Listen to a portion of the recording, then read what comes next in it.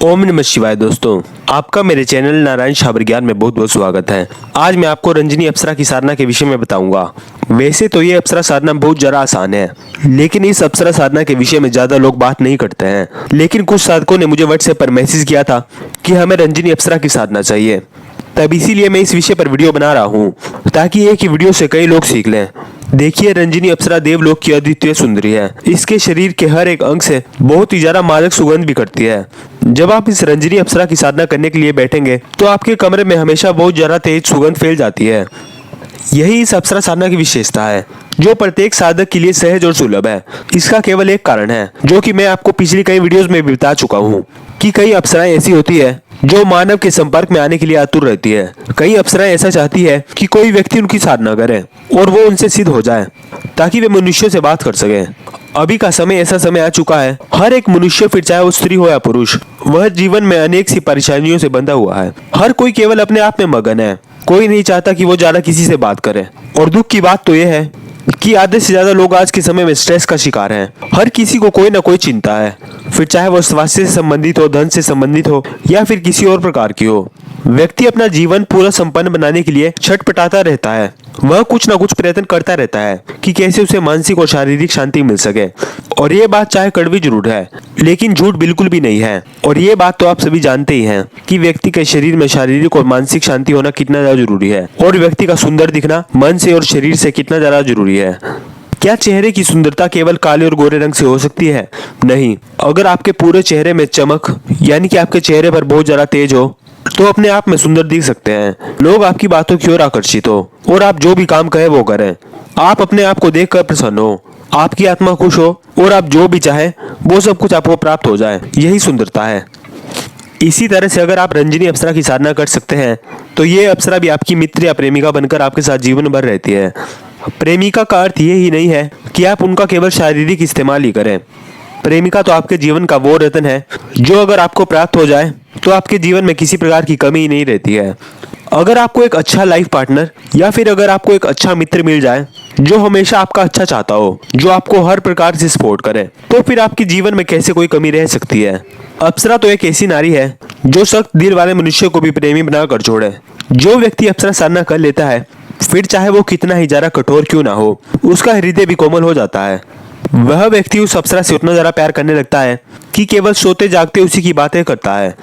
आप अगर एक बार रंजनी अप्सरा की साधना कर लेते हो, तो आपको सोते जागते हर समय उसी की बातें याद आएगी। आप हर समय उनकी आंखों को देखना चाहेंगे। आप चाहेंगे कि वो हर समय आपके साथ ही रहे। रंजनी अप्सरा की सुगंध इतनी ज्यादा मनमोहक है कि हर एक पुरुष चाहता है कि वह बार बार उसे आए। आप इनकी केवल 5 दिन की साधना करके देखें। आपको प्रत्यक्षीकरण हो या ना हो, इस चीज की मैं गारंटी नहीं लेता, लेकिन आपको इनकी दिव्य सुगंध का अनुभव तो हो ही जाएगा। इस चीज का मैं दावा करता हूँ, ये 100% सच है। आप केवल 5 दिन इनकी साधना करें, आपको साधना के समय में इतनी तेज खुशबू आएगी कि आपको खुद इनके आने का पता लग जाएगा। क्या आप लोग विश्वास करेंगे कि कई सारे ऐसे साधक हैं कि वो रंजनी अप्सरा की साधना पहली बार में करते हैं और उन्हें पहली बार में ही सिद्धि मिल जाती है। मैंने पिछली कई वीडियोस में कहा है कि अप्सरा साधना कोई मजाक का विषय नहीं है। इसमें आपको लाखों की संख्या में मंत्र जाप करने पड़ सकते हैं, आपको ध्यान लगाना पड़ सकता है, या आपको अपने गुरु मंत्र या इष्ट देव के लाखों की संख्या में मंत्र जाप करने पड़ सकते हैं। लेकिन रंजनी अप्सरा, नाभि दर्शना अप्सरा, या फिर शशि देवी अप्सरा, कुछ मतलब गिनी चुनी 8-10 अप्सराएं तो ऐसी है जो आपको 5-5, 11-11 दिन में भी सिद्ध हो जाती है। अगर आप ढंग से रोज 51 माला, 101 माला जाप कर ले, वो भी बिल्कुल विधि विधान से, जो नियम, जो सामग्रियां उसमें बताई गई है, तो आपको इतनी जल्दी भी सिद्धि मिल सकती है। ये केवल उन व्यक्तियों के लिए है जो बिल्कुल कठोरता से साधना करे, यानी कि किसी भी प्रकार के नियम का उल्लंघन ना करे। मैं आपको कह रहा हूँ, जब भी कोई व्यक्ति रंजना अप्सरा साधना करते हैं, कई बार उन्हें पहली बार में ही सिद्धि भी मिल जाती है। जैसा रंजनी अप्सरा का नाम है, वह इनके हिसाब से बिल्कुल ठीक बैठता है, क्योंकि इनकी आंखें बहुत बड़ी बड़ी है और बहुत ज्यादा खूबसूरत है। आपको इनके चेहरे पर हमेशा भोलापन देखने के लिए मिलेगा, और जब वह शर्मा के आपकी तरफ देखती है, तो वो मैं आपको चाह कर भी नहीं बता सकता। आपको इनमें थोड़ी सी शर्म दिखेगी, थोड़ा सा भोलापन, और प्यारी प्यारी सुंदर सुंदर आंखें। यह जब अपनी आंखें थोड़ी सी झुकाती है और जब शर्मा कर चलकर आपकी तरफ आती है और आपका नाम लेती है, तो आप अपने आप में ही अपने जीवन की सभी चिंताएं भूल जाएंगे। कई साधक जब रंजनी अप्सरा की साधना करते हैं, तो उन्हें मंत्र जाप के समय सिद्धि नहीं मिलती, लेकिन वह जैसे ही सोते हैं, वैसे ही अप्सरा रात के समय उनके पास आती है और उन्हें स्पर्श करके जगाती है। और इनके शीतल स्पर्श से जब आप जागते हैं तब आप अपने आप में हैरान रह जाते हैं कि इतना सुंदर कैसे कोई हो सकता है। रंजनी अप्सरा अपने आप में ही पूरी की पूरी सौंदर्य से नहाई हुई है। इनकी आंखें बड़ी बड़ी है और इनका पूरा शरीर सांचे में डला हुआ है। पीछे की ओर खींच कर ये बाल बांधती है और इनके बाल बहुत ज्यादा घने हैं। मुख छोटा सा है और बिल्कुल गोल है। वह इनके बाल इनके घुटनों से नीचे जाते हैं।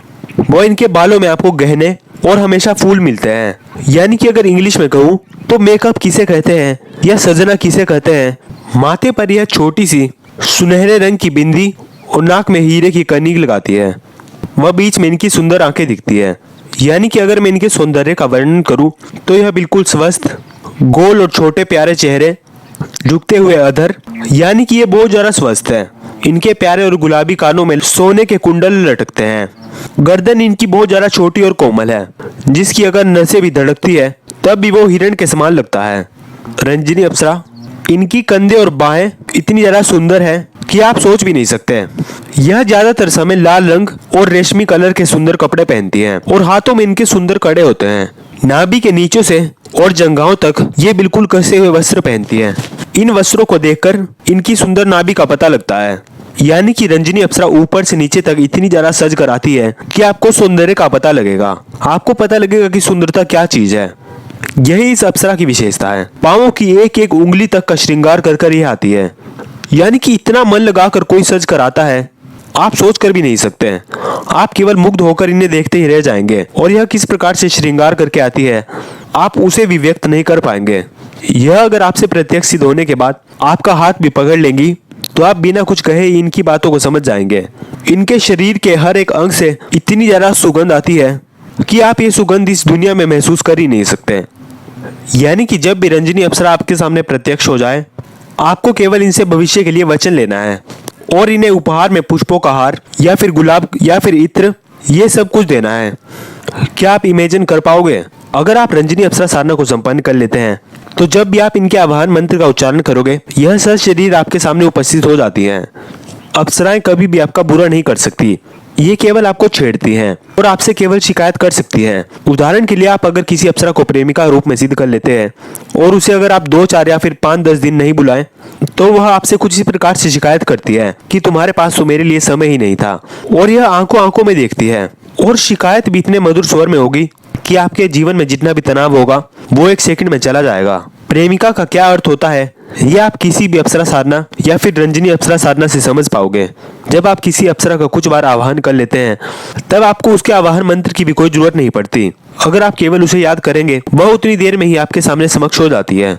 वह हर पल आपके साथ रहती है। जब आप लोगों के बीच में रहते हैं तब वह अदृश्य रहकर आपके सामने रहती है और जैसे ही आप अकेले में जाओगे वह पूरे श्रृंगार के साथ सज संवर कर आपकी मित्र बनकर, आपकी सहेली बनकर, बिल्कुल सुगंधित शरीर के साथ आपके सामने आती है।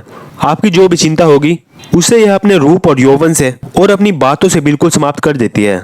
और अगर आप इनकी बातें ना माने तो यह आपको बार बार छेड़ती है। यानी कि जब तक आप हंस नहीं जाते तब तक यह अलग नहीं होती। अप्सरा साधना किसी नशे से कम नहीं है। अगर आप एक बार इन्हें सिद्ध कर लेते हैं तो आपको इनकी आदत सी लग जाती है। आप इनके बिना नहीं रह सकते और अप्सरा भी आपके बिना नहीं रह पाती। वैसे तो मैंने आपको बहुत सी अप्सरा साधना दी है और मैं आपको आने वाली वीडियोस में देने भी वाला हूँ। मैं आपको ये तो नहीं बता सकता कि कौन सी साधना मुझे सिद्ध है या कौन सी साधना मुझे सिद्ध नहीं है, लेकिन समझदार व्यक्ति बातों से समझ जाते हैं। बाकी कुछ ऐसी अप्सरा साधना भी है जो मेरी जान पहचान के साधकों ने सिद्ध कर रखी है, तो मैं उनसे अनुभव लेकर या जो भी वो उस साधना विधि बताते हैं वह आपको बता देता हूँ और वह पूर्ण रूप से मेरी आजमाई हुई होती है। पहले मैं उन्हें खुद कर कर देखता हूँ, उसके बाद ही आपको वह देता हूँ। और सच बताऊं तो कई बार मुझे दिन भर में साधना करने या दैनिक काम से इतना समय नहीं मिल पाता कि मैं आप सभी के सामने जानकारी लेकर आऊं, लेकिन मैं फिर भी समय निकाल कर कोशिश करता हूं कि आपके सामने वीडियोस डाल सकूं। इसीलिए अगर आप चाहते हैं कि मैं आपके सामने इसी प्रकार की और भी जानकारी लेकर आता रहूं तो आप चैनल को सब्सक्राइब करके रख सकते हैं, ताकि मैं कोई जैसे ही आपको जानकारी दूं या कोई भी आपको अनुभव बताऊं वो तुरंत आपके पास पहुंच जाए। चलिए अब मैं आपको रंजनी अप्सरा साधना की विधि के विषय में बता देता हूँ। आप ये साधना हफ्ते में किसी भी दिन से प्रारंभ कर सकते हैं। जब भी आप ये साधना प्रारंभ करें उस दिन आप अपने पास पुष्प या इत्र कुछ भी रख सकते हैं और आपको पुष्प और इत्र को समर्पित करके ही रंजनी अप्सरा का आवाहन करना है। रंजनी अप्सरा की साधना बाकी अप्सराओं की अपेक्षा थोड़ी सी अलग है। इस अप्सरा को सुगंधित द्रव्य और आभूषणों में बहुत ज्यादा रुचि है और बाकी अप्सरा साधना रात के समय में की जा सकती है और बाकी ज्यादातर अप्सरा साधना 9 बजे के बाद होती है। लेकिन आप रंजनी अप्सरा की साधना को 6 बजे से लेकर 9 बजे के बीच में कभी भी कर सकते हैं। इसके बाद तो खैर कर ही सकते हैं, लेकिन इसमें ऐसा नहीं है कि आपको ये साधना 9 बजे से बाद ही करनी है। आप इसे शाम को 6 बजे के बाद कभी भी समाप्त कर सकते हैं। जब आप इतना सब कुछ कर लें तब आपको सबसे पहले गणेश भगवान जी का पूजन करना है।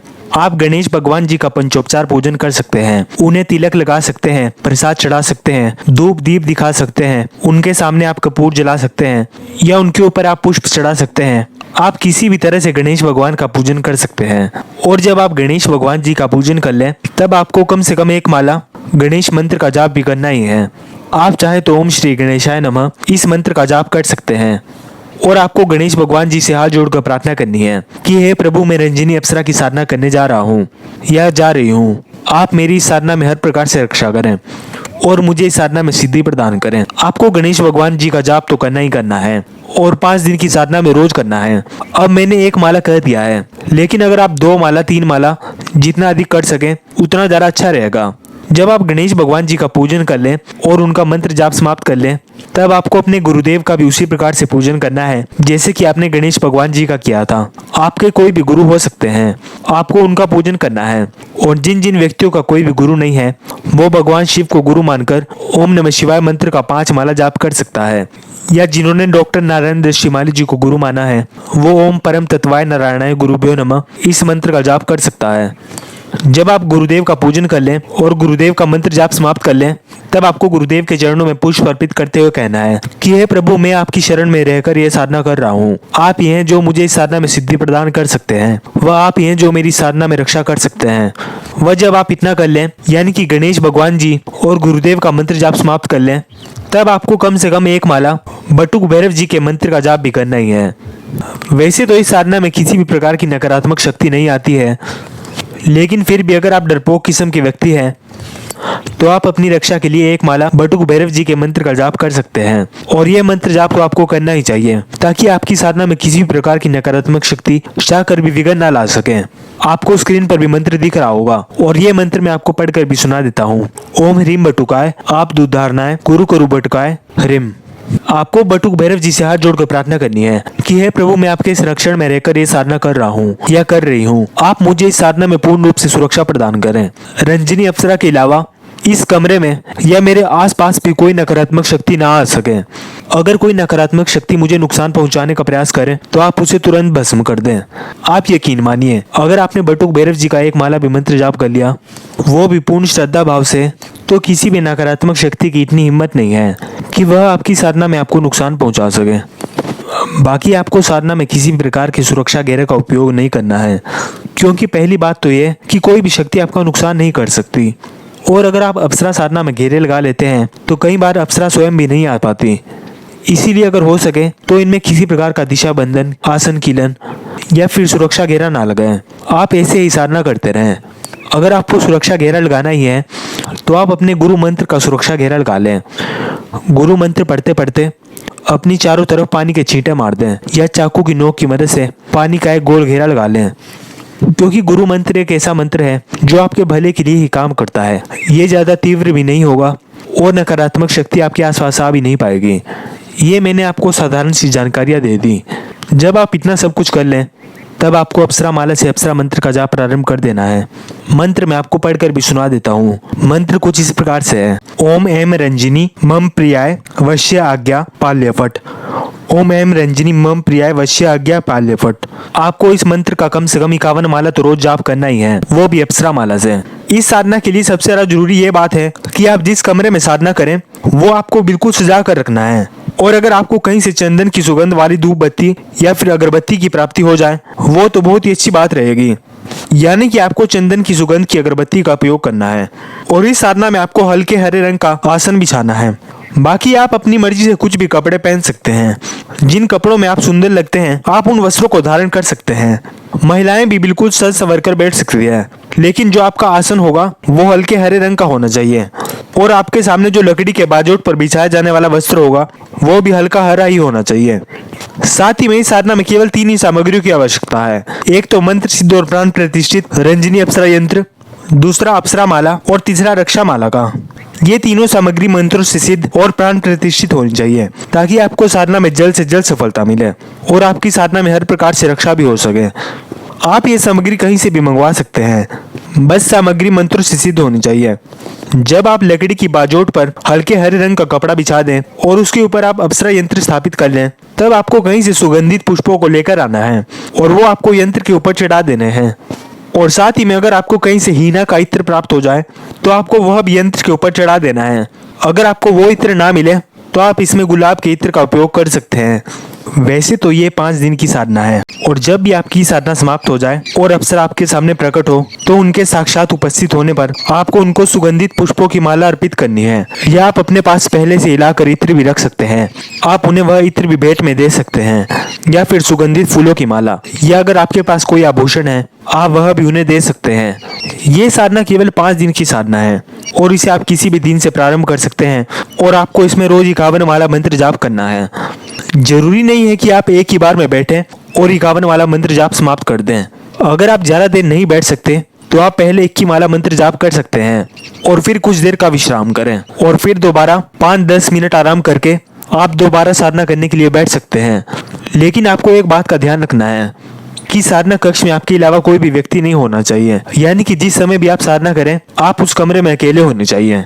वह साधना के दौरान आपको पूर्ण रूप से ब्रह्मचर्य का पालन करना है, किसी का भी बुरा नहीं सोचना है, ना ही करना है। और आप कौन सी साधना कर रहे हैं या आपको साधना में किस प्रकार के अनुभव आ रहे हैं यह भी आपको किसी को नहीं बताने हैं। इस साधना में ज्यादातर जब आप मंत्र जाप समाप्त कर लेंगे तब आपको प्रत्यक्षीकरण नहीं होगा, लेकिन जब आप रात के समय में सोएंगे तब ज्यादातर समय आपके सामने प्रत्यक्षीकरण हो जाता है। जब आप ये 5 दिन की साधना समाप्त कर लेंगे तब बहुत ज्यादा चांस है कि आपको इस साधना में सिद्धि मिल जाए, लेकिन ये सब उन लोगों के साथ ही होगा जिन्होंने कम से कम 1.25 लाख से ज्यादा गुरु मंत्र का जाप किया होगा। जो बिल्कुल नए साधक हैं वह इस साधना की बार बार पुनरावृत्ति करते रहें, यानी कि जो नए साधक हैं उन्हें यह साधना 9-10 बार कितनी बार भी करनी पड़ सकती है। आप पहली बार में इसमें सिद्धि पाने की उम्मीद ना रखें। बाकी आपको इस साधना को करने के लिए बिल्कुल भी डरने की जरूरत नहीं है। यह बिल्कुल सौम्य साधना है और इसे तो आप 6 बजे के बाद 9 बजे के बीच में कभी भी कर सकते हैं, या 9 बजे के बाद सुबह तक भी कभी कर सकते हैं। यानी कि आप केवल सुबह और दिन के समय में यह साधना नहीं कर सकते, बाकी शाम से लेकर अगली सुबह तक आप रात के समय में कभी भी ये साधना कर सकते हैं। तो इसमें डरने वाली तो कोई बात ही नहीं है। उम्मीद करता हूँ कि आपको यह साधना विधि अच्छी लगी होगी। अगर आपको वीडियो अच्छी लगी है तो आप वीडियो को लाइक करके चैनल को सब्सक्राइब कर सकते हैं, क्योंकि मैं आपको अभी इसी तरह की और भी साधनाओं की जानकारी देने वाला हूँ। और मैं आप सभी से यह कहना चाहता हूँ, बहुत सारे साधकों को यह प्रथम बार में ही आकर सिद्ध हो जाती है। इसे अवश्य करें। बाकी अभी के लिए आप सभी मेरे साथ कहिए ओम नमः शिवाय।